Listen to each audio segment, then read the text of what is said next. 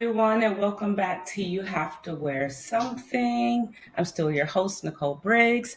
Happy Sunday. Today we have an amazing guest, as per usual.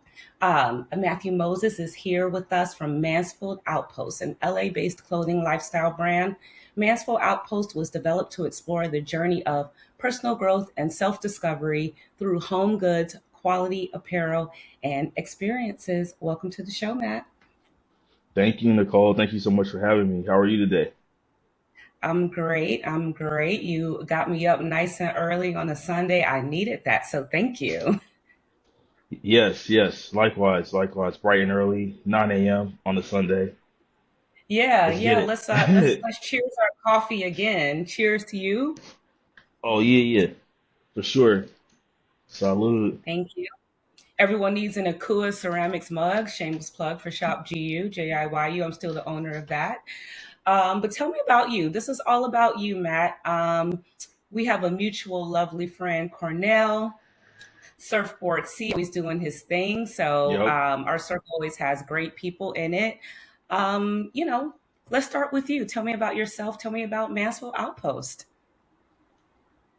Yeah. I grew up in Atlanta. Um, and I moved around a little bit as a kid. I lived in Delaware for a while, and then went to AMP University and went to Fisk for a bit. And Oh, so my life was, kind of a little bit of moving around, but not in an unorthodox way. It was just sort of just as the milestones hit, things needed to happen, and I chose to move as opposed to stay. And like my mom is an educator. She's retired now.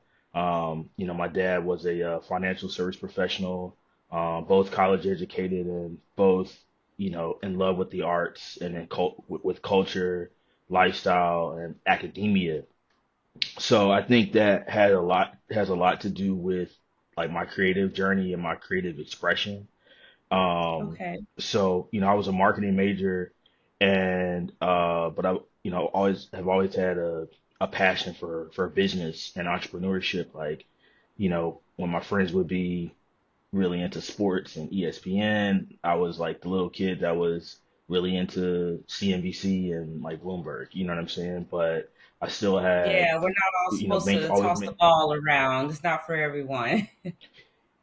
Yeah, it just, like I played sports just like, like everyone else, but like business and music and art, like those are sort of like where I always kind of found comfort. You know what I mean? Yeah, you're more of an artist. You're a creative. And you Yeah. know that being a black creative comes with a whole other layer, of things for some reason. We exist, we're the creators, and people take from us, right? We're always creating since day one. Um, and then Fisk is a HBC, right?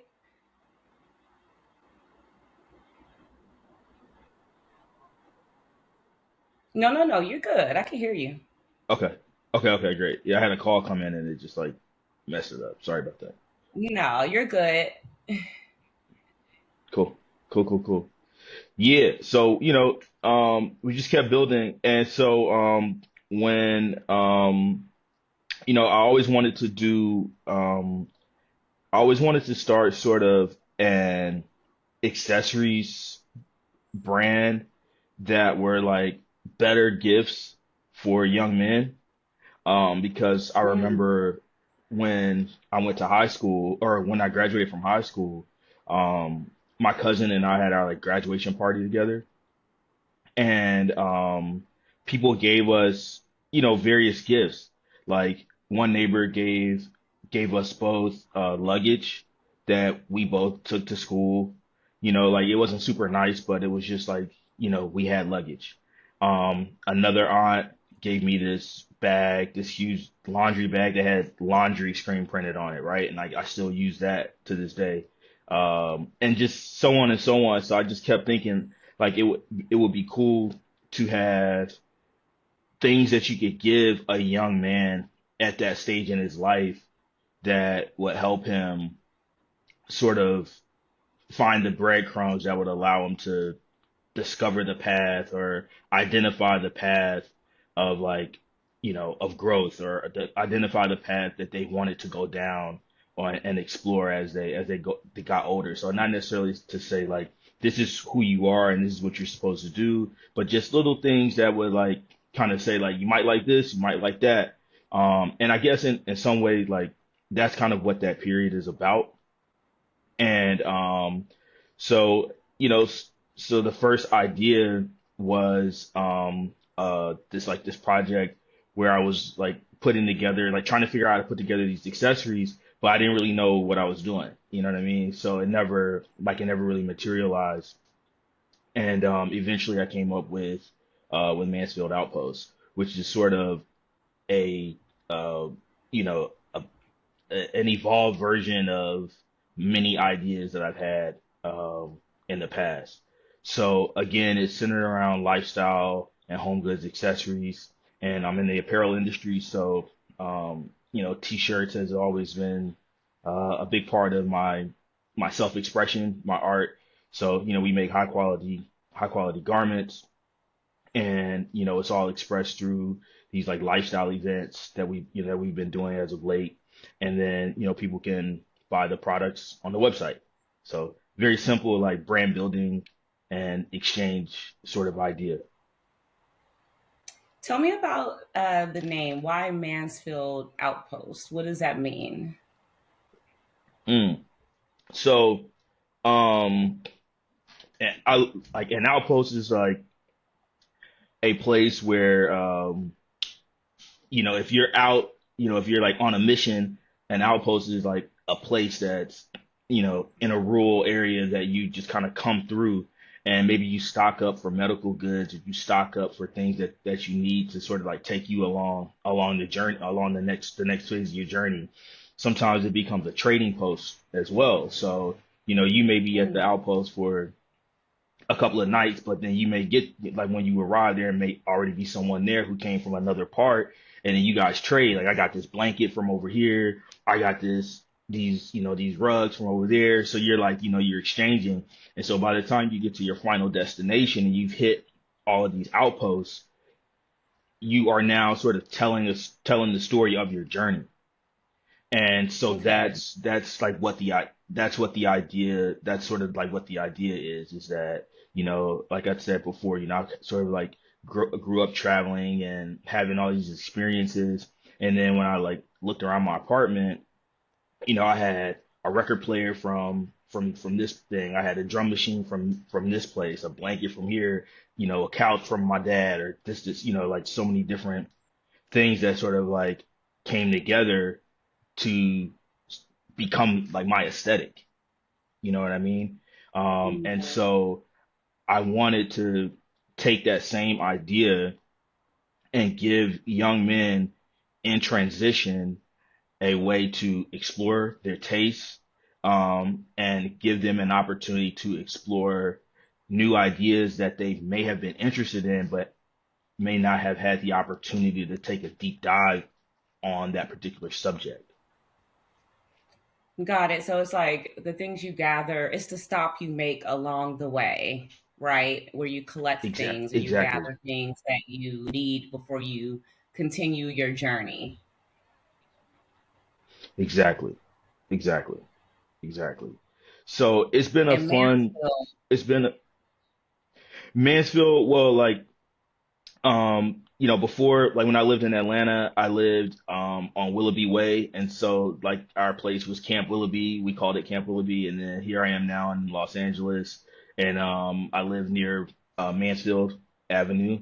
So it's just like okay, an I know adoption it of because the a yeah. major street here is like one of the few that you could ride for a while without a dead end. Willoughby is like a cool street here.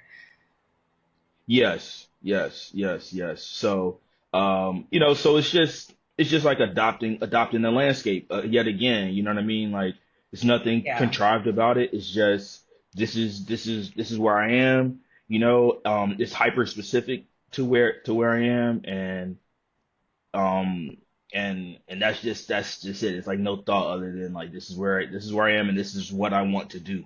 When I moved to LA, like I moved here 13 years ago, I only planned to be here 4 years. I didn't anticipate like making a life here. And so, I didn't even really like fully unpack for like the first year. And so I think the outpost idea sort of came from that too, that the space was going to be temporary. But now like, I've been here over a decade, my business is here, my wife is here, like I have a full life.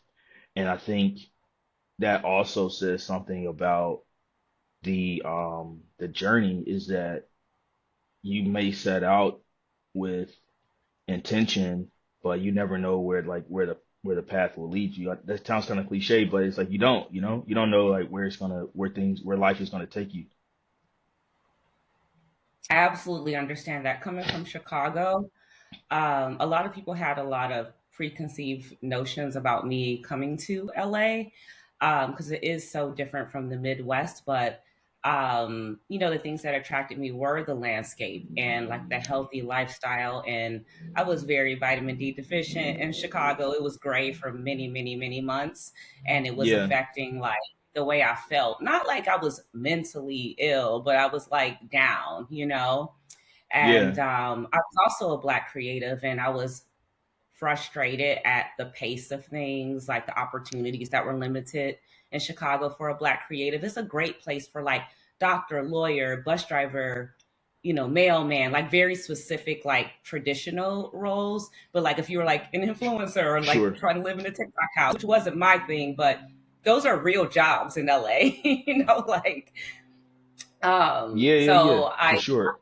I've been here 14 years, and I think people think about Kardashians or like Hugh Hefner or something when they think of LA, but there's so much more here, and I realized that as time went on, so I ended up becoming rooted as well. So I totally understand like your experiencing like your journey here in LA. Yeah, for sure. I mean, like I love Chicago. I was just there in February, and I've been to Chicago many times, but I'd never been like for really like an extended period of time.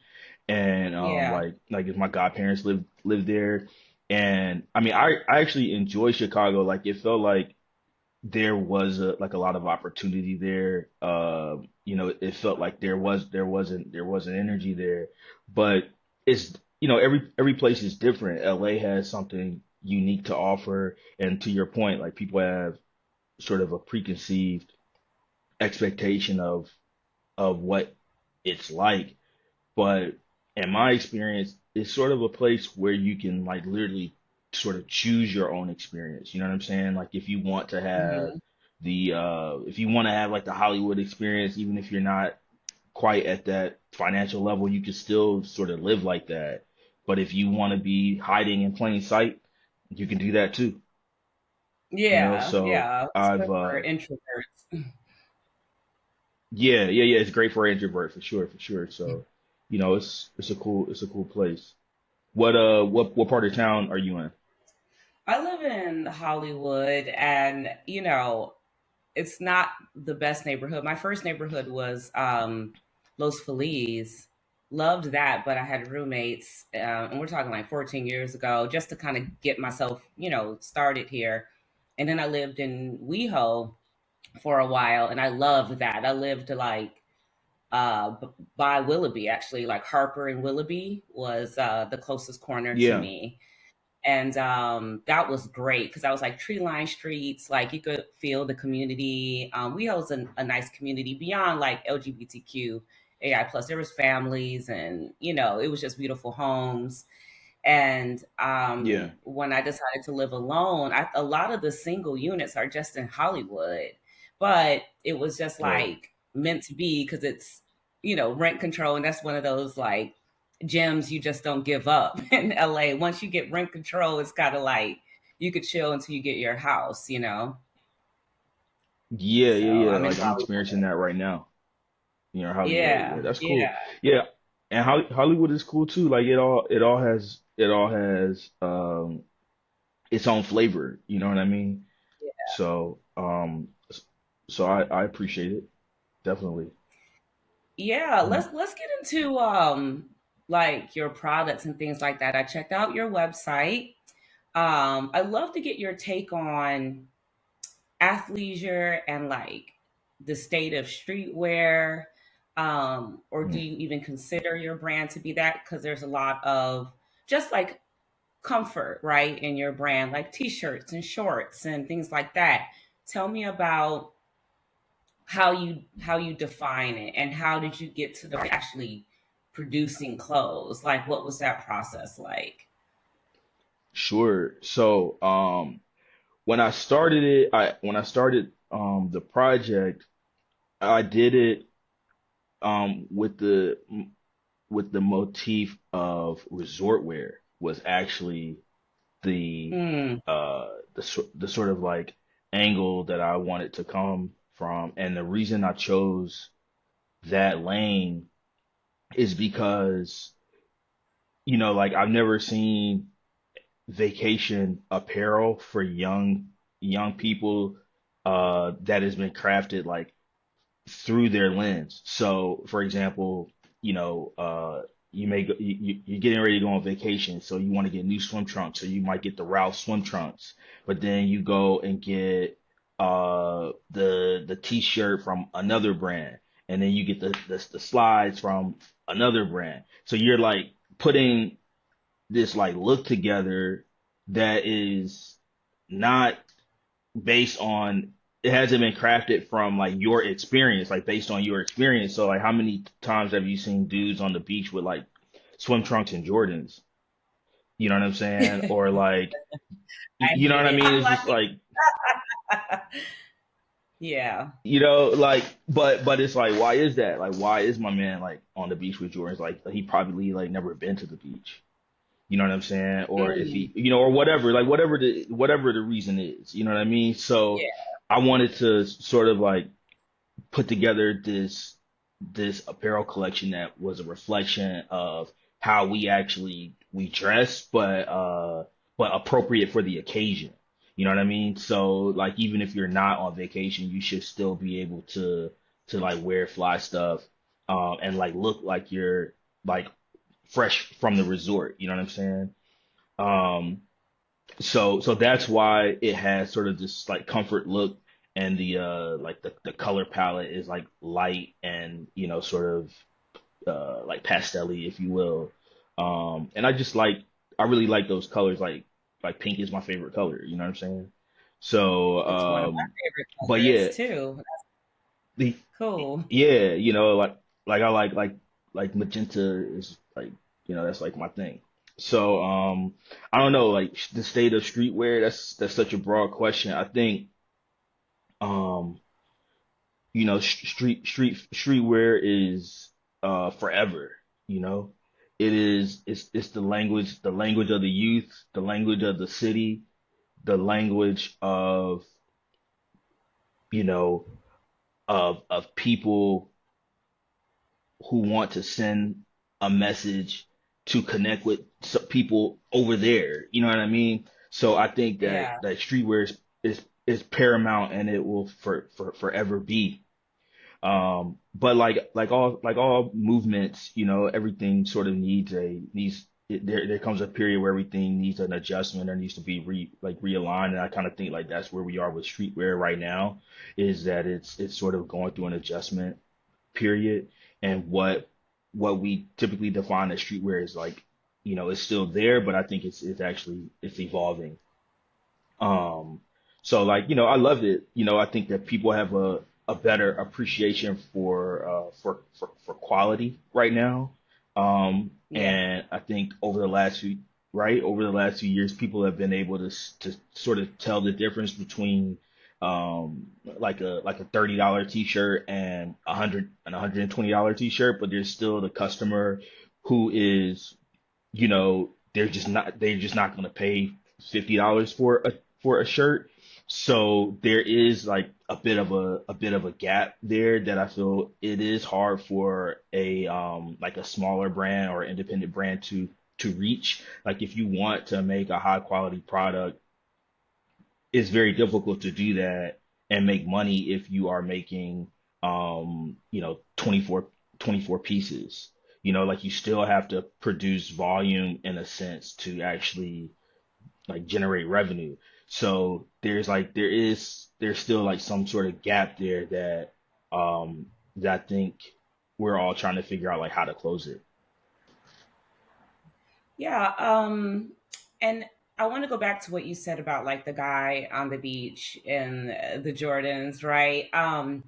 You're obviously a black man. It's a black business, and it's targeted towards young men. I'm sure everyone is welcome to the party, for Mansfield Outpost. Of But course. tell me about what it's like to specifically be a black man and a business owner and trying to reach that audience and define that audience as well, right? Like, is it important to you to sell to black men, to inspire them, to reach them? Tell me about that. Yeah, 100%. I mean, like you said, everyone's welcome to the party. Um, but yeah, it is very, very, very important to inspire, you know, the guys that like grew up in the same way that I did. Um, because it's very easy to sort of stay in the space that you're in. You know what I mean? But if you if you can figure out how to like get online to buy to shop, then you can like figure out how to get online to buy a plane ticket to go somewhere and to explore. You know what I mean? So, but sometimes people just can't do that. So I think a lot of like what I'm doing is sort of giving people a window into what else is available, you know, and that is sort of like my way of trying to inspire. Like one of the favorite experiences that I've had is I connected with this group over in South Africa, and it's just like a community of creatives, like young guys that are like doing like the exact same thing that my friends and I were doing when I was that age. Like, you got a couple of musicians and producers, but then you got photographers, and then you got like brand owners, and these dudes, they're just like this like little group of guys in their little township, and they're like popping, you know, and Yeah. we've connect right, and that's cool. That's like a little fire that's just burning, and they're able to see what's going on, here in LA because I'm like broadcasting. They're tapped in to what I'm doing, and I'm able to see like, man, this is the cafe that they're going to, and like they're wearing my shirt, and this guy's like, performing on, national television. He's wearing my pants, and it's like, so we're able to connect in a different way. And so sometimes the inspiration is like comes in different forms. You know what I mean? But like, yeah, I Yeah. think that's super cool. Yeah, I hope I Um, answered answered the question. no, there's no wrong answer. It's your brand. Tell me whatever you want to tell me. So, I mean, that's obviously like the good part, right, of being a business owner and having a brand and getting the word out there, and sharing, right, with another community, even internationally. Tell me Yeah, about like the bumps in the road, right? We all know being entrepreneur is not like an overnight success unless like people have been grooming you since birth, like a Kylie, right? Um, right. Tell me about the part that you don't like the bumps in the road, the kinks. Like, what's the part about the business that you don't like? Um, I mean, it's it's it's very tough to actually sell people product online. Like it's tough for people to get a sense of the quality. So I don't Mm, think that that doesn't always translate. Like even when you tell people what you're doing, if they don't people don't always understand. So you have to there's like an education component that's very, very that's sometimes can be tough to convey in a post. But mm, that kind of like shakes out when you do an event and then people get a chance to see it and they're like, oh man, this is like they understand it. but that's kind of tough because it's, I talked before about small quantities. So it's like I want to make more product, but if people don't buy the product, then I can't afford to make more. So it's Mm-hmm. just very tough sometimes to just get people to just, just like straight up just like buy the stuff. It's like, so if I want to produce the product at a certain quality level, so I can't sell it for $30. Sometimes it costs me $30 in fabric to make a hoodie. Like this hoodie, literally Right. like the fabric costs $30. So I can't sell it Mm-hmm. for 50, you know what I mean? Because I still have to get it like sewn and stuff like that. So it's like finding that sweet spot of delivering quality, and also storytelling is is sometimes can be tough too, because you want to make sure that people understand what you're trying to convey creatively, and that can be a challenge too. Yeah, I know all about that. I have like so many different retail and fashion experiences working like for Alexander McQueen and working at Neiman Marcus and Monique Louier, where really literally her production is, custom, right? Gowns. So, they take deposits and they don't even start to make the gown until you pay, right? And so, but yes, Right, right, sourcing fabric and getting it made, and then what I notice sometimes with our community, like I had a streetwear site called Shrink Boutique with my brother, and like you said, like sometimes wholesale it would be $30 and you sell it for 60, 65, and people are like, I'll give you $30 for it. They would want to like, you know, bargain with you or want to discount, and you're just like, especially with our people, they're like, give me a better price, give me a better price. And I think that's tough. And I think people have to understand that you don't go on Rodeo and do that. If you're trying to get a Birkin, there is no break on the price. Gucci, Louis, no one, people are trained to pay full price at those places because of the quality. And so, like you said, that education and training, like they find the funds when it's birthday time for Gucci sneakers. You know what I'm saying? So if for my sure. product is only $60, why would you want to talk me down? And I'm a small business, right? And I read this book. I read so many books on like just the mindset around shopping, and it was saying like if someone is trying to make a decision between spending, if they have only $60 in their pocket, right? And they're trying to decide Right, whether to spend it with you or not, they're probably going to end up keeping their $60. But if someone is like wealthy, which is why luxury will always be a thing, those people have that disposable income and they're not pressed about the discount. So that's what made me kind of sunset that idea and like go into like higher end products. And that's been better because, you know, premium to luxury, there's like a little sweet spot, right? Like I'm not going to make a Birkin, and I don't aspire to be Nordstrom or Neiman's, but yeah, if you could get a little niche of where people are buying like premium gifts from you, that's a good spot to be in.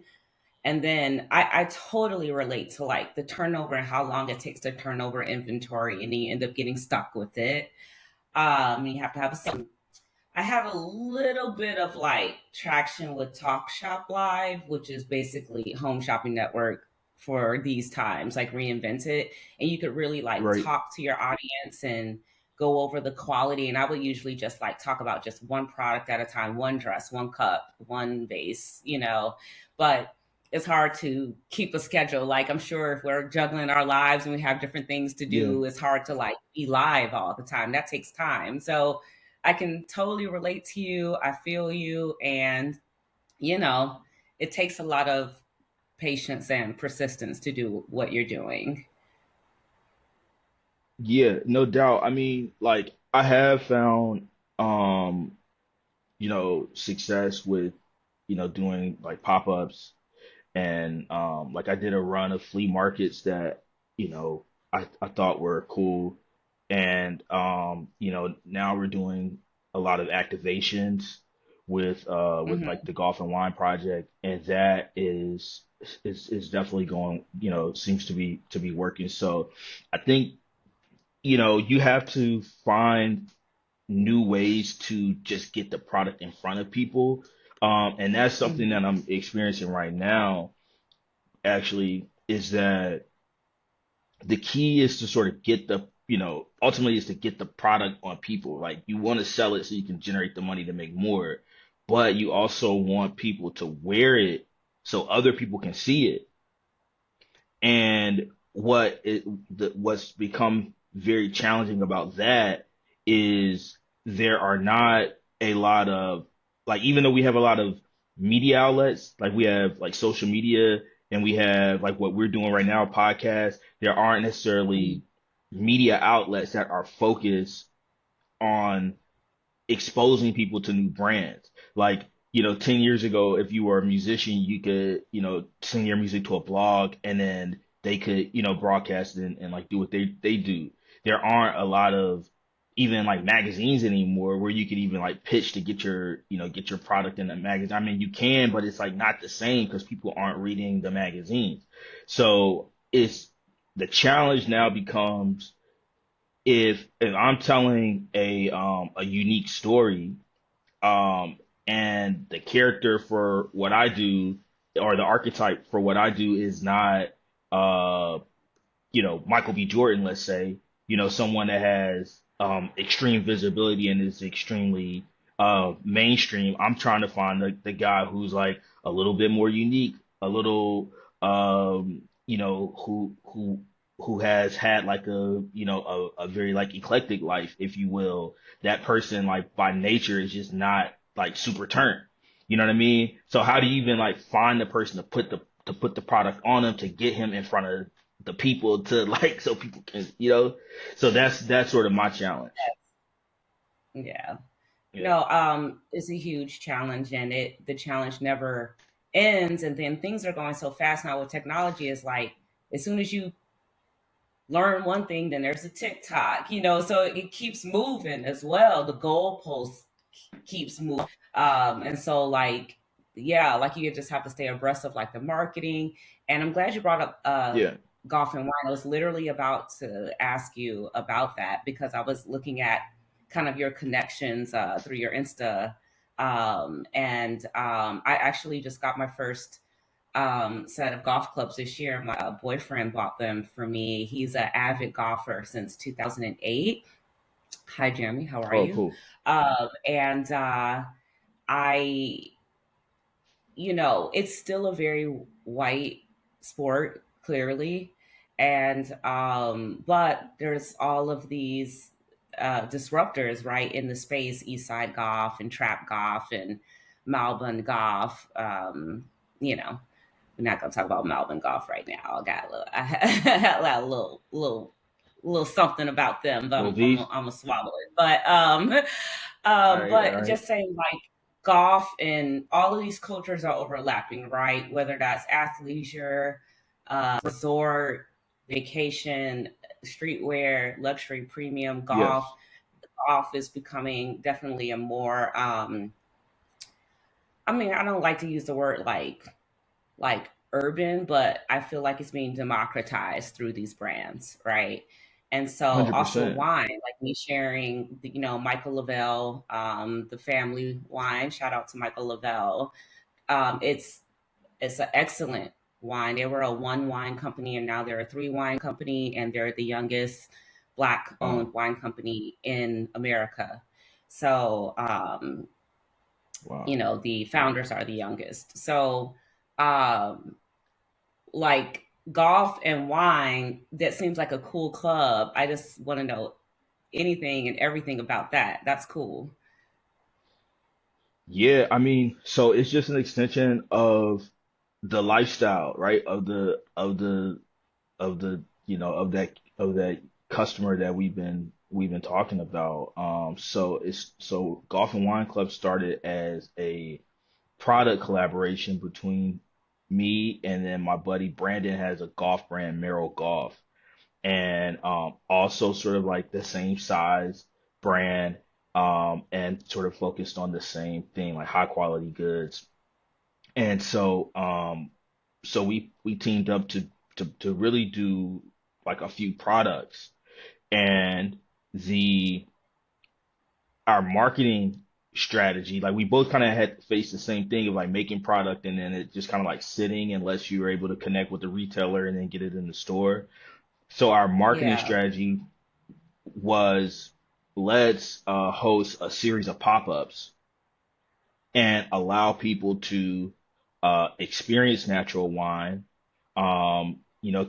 Because a lot of people don't know what it is, and so we wanted to like let people taste the wine and then expose people to golf. And so the rollout became uh, like tastings and activations, and then we would like sell the clothes.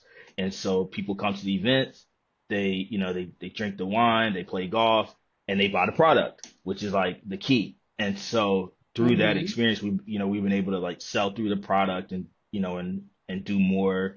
And the project is just growing. A couple of weeks ago, we launched our subscription service. So we partnered with a great company here in LA called Unfined Wines, and they will actually deliver the wine to you. Just straight up like bring it to you. And so the Got it. subscription goes like this: like you get the golf and wine subscription. It's $55.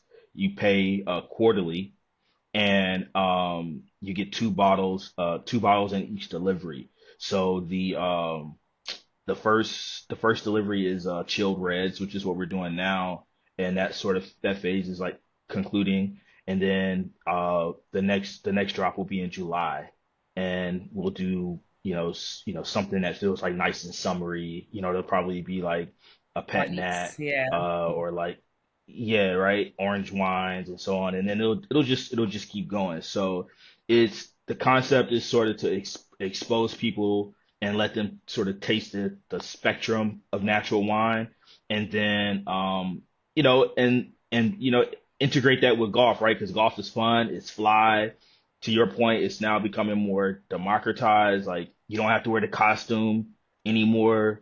You don't have to dress like anyone else. You can dress like you dress, which is the same thing that we talked about before with vacation. It's like you can dress how you dress. You don't have to put a costume on, and you can be you. And so that's like the through line of everything we're doing now. Um, I love that. I think you should start telling people a lot about this and where to sign up for this. This is such a cool idea, and more people Thank you. should know about it. Like, literally, how can people get more connected to the Golf and Wine Club or even go to an activation? Because I would be on that. That's a newsletter I would sign up for because those are two niche things connected. Yeah, for sure. So, I mean, the project has gotten so, it's been so successful. We actually launched a separate website for it. So it's golfandwineclub.com. And Okay. if you go to the site, like I'm gonna pull it up right now just so I can communicate to you clearly. So you go Yeah. to the No. site, it's like you can shop, check out the events, and you can also sign up for the club there. So it has we keep it updated regularly, and you can sign up for the newsletter, everything. It's like we also have an Instagram, at Golf and Wine Club, and more to come. Today we're going to Raw Wine World, which is a natural wine convention here in LA. So you should go. Like tomorrow, you could probably get Oh my tickets and go God. tomorrow because it's open to the public, right? So you Oh, can taste yeah. taste the wine. Yeah, it's gonna be cool. When can we expect the next event where you're kind of, collabing with Merrill and you'll have the wines and people can, buy Mansfield Outpost pieces? When is the next event for that? Or is there one in the works and should we just kind of sign up and wait for an invite? Yeah, yeah, yeah. I would say right now, just sort of just stay tuned because we just did. We're coming off of a run of like 6 events basically. So Okay.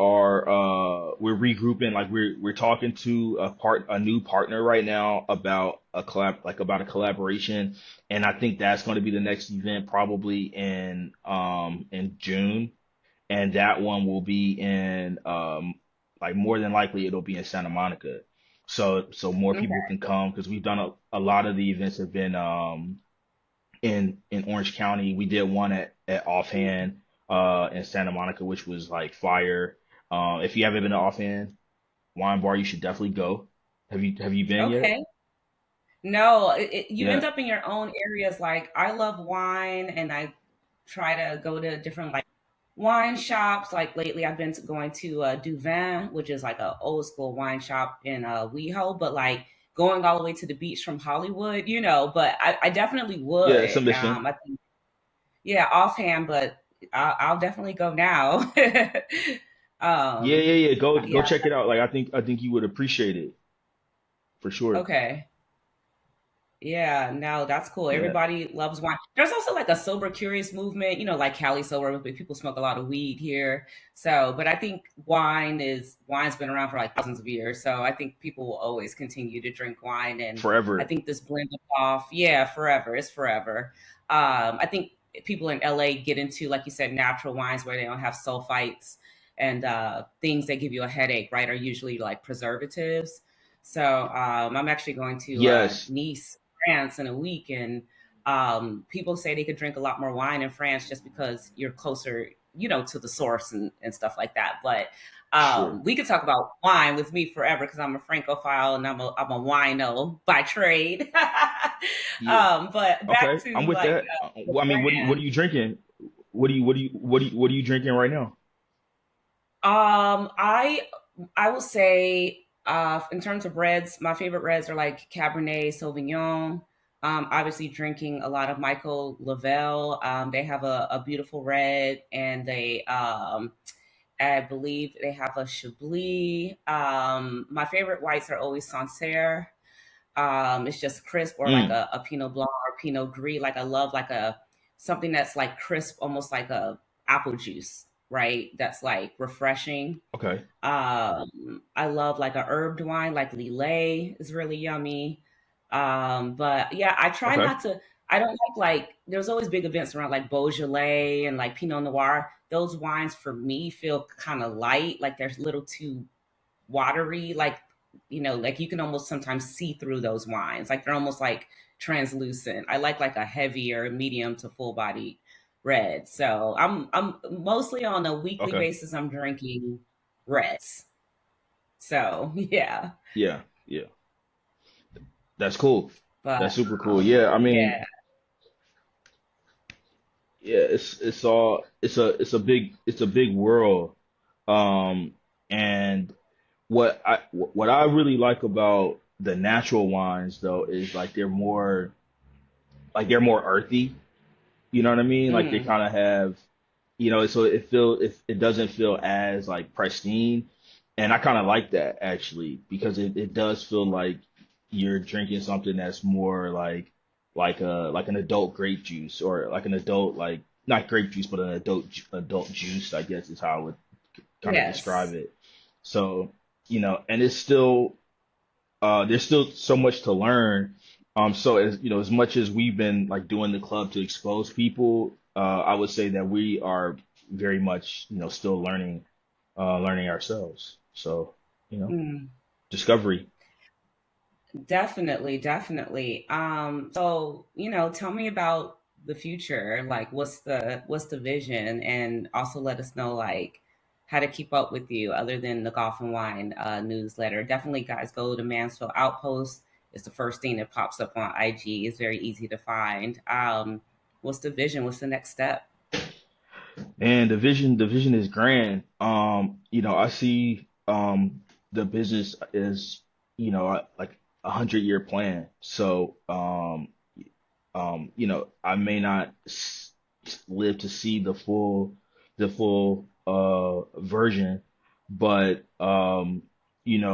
right now I'm sort of going through a retooling of the project, and so golf and wine has been a part of that. I think the next iteration is going to lean more into the lifestyle products. You know, we'll still make clothes. You know, people love our like art t-shirts. That's sort of the thing that, you know, that my signature thing, or like the artist collaborations. So we'll still continue to do that, but I think just do it in other forms. I think the ultimate vision is to be like a true lifestyle brand. You know, like I would love to have outposts in various cities around the world. You know, so if you cruise into Cancun and you're in sort of that port city and you got all these like touristy things happening, it would be great to have a cool little enclave that's, you know, local guys telling you about like all the local cool things and, you know, sort of being your ambassador to their city and like introducing you to the art and the best restaurant and the best wine and the best drinks. And you know, by the way, you can buy the full collection of products. And you know, so I would love to grow the business to that point. But I think, you know, you have to start with the baseline and just sort of get people into the idea. And I think people are starting to to vibe with what, you know, what we're doing. I see there are more brands that are sort of emerging that are, I don't want to say they're telling similar stories, but they're, you know, the genre is getting bigger, you know. So I'm a proponent of if the pie is bigger, you know, then that means that there's more opportunity for like a bigger slice. You know, so you don't want to go on tour and be like the only guy. Like you want to have like a full lineup of people that's kind of doing like the same thing, so that they can bring people in too. So I'm excited for like for the growth of this genre of you know, of creativity, if you will. Yeah, I know a lot of people join, social media to troll or to argue with people. I do not. I always tell people I'm online to meet like-minded people, right? Yep. And you want to be in a community of like-minded people. So, it's not about being a lone wolf ever. Like, um, certain brands hang together on a rack, and that goes to people being able to go to one place, buy their aesthetic instead of having to shop around. So I think it is about this blending and looking to the left, looking to the right, and having a community within the same genre and quality of brand. And I think that's a excellent vision. And key cities, right? Like I used to work with this brand called Modern Society London, and she just had you know, two shops, one in LA, one in London. And in London, she had a little cafe and like that was enough for her, like she didn't have to be like Yeah.